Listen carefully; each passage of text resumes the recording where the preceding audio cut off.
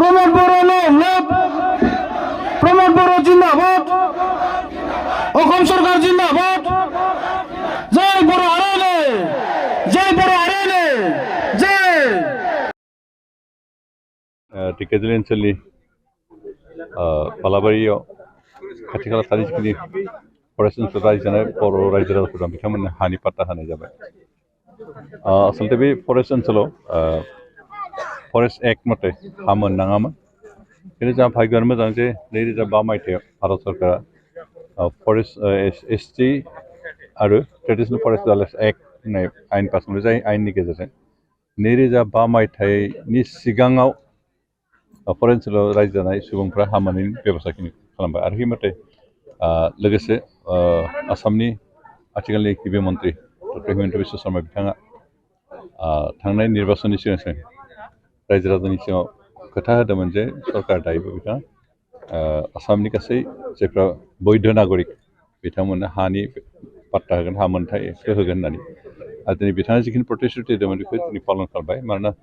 दिनै ढेकियाजुलि ओनसोलनि सा ओनसोल गुदि फरेस्ट एलेकाबाबो बेहाय इतिमध्य हा गोबांनोनो होनाय जाबाय दिनै माखासे बिनि सिगाङावबो होखांबाय आरो किसु बाखि दङ बिथांमोननोबो होनाय जागोन। जों आसा खालामदों बे ढेकियाजुलि ओनसोलनि सा बाहागोआव फरेस्ट ओनसोलाव रायजो जानाय साफ्रोमबो हानि पाट्टा मोनगोन आरो हानि पाट्टा मोननायनि जों स्थायि भाबै थांना थानो हानायनि मोन्थाय मोननाय खारन जों ट्राइबेल मानसिफ्रा आबादारि मानसि गोजा आरो आबाद मावनो थाखाय जों हा नांगौ बेनिखायनो जों ट्राइबेल मानसिया हा गैयाबा थांना थानो हाया दा जोंनो थांना थानायनि राहाखौ होबाय आरो जोंनो स्थायि भाबै जेबो गिनाङा जासे खारनांसिगोन नामा माबानांसिगोन बेबायदि मोनसे सन्देह खालामनाय बेबायदि अबस्थानिफ्राय जोंखौ बासायबाय बेनिखायनो जों आसाम सरकारनि डक्टर हिमन्त बिश्व शर्मा आसामनि गिबि मन्थ्रि बिथांखौ साबायखर दिनैनिखौ डिटेल्सआव बेसेबां दासिमहालागै मोनाखै खिन्थु जों जेसेबां आसा खालामदों दा जिखिनि होबाय बाखि गोबां दंबावो खिन्थु बिथांमोननोबो गासिबो होनाय जादों दिनै बेबायदि हा पाट्टा होबाथ' एभिक्सन जानाय प्रश्नआनो फैया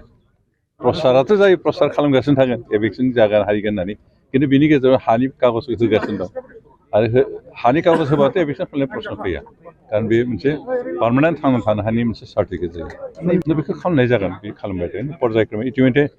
सतिया समस्तियाव गोबां बाखि दंबावो हानि पाट्टा खिन्थु बिश्वनाथ समस्तिनि भितरथ' फ्राय जोब्बाय ओमफ्राय गहपुर साइडथिंबो होनाय जाबाय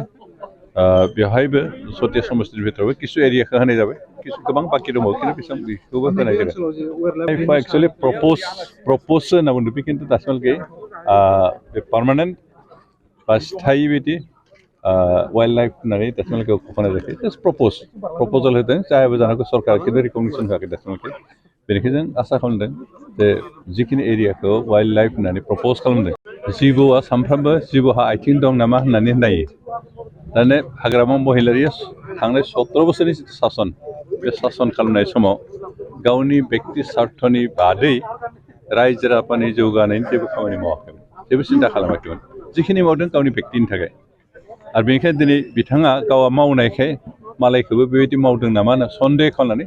प्रसार खालामदों बिथांमोननि बुंनाय जेबो सैथोथा गैया कारण प्रमोद बर'आ जिखिनि खामानि मावदों रायजो राजाफोरनि जौगानायनि थाखाय ओनसोलनि जौगानायनि थाखाय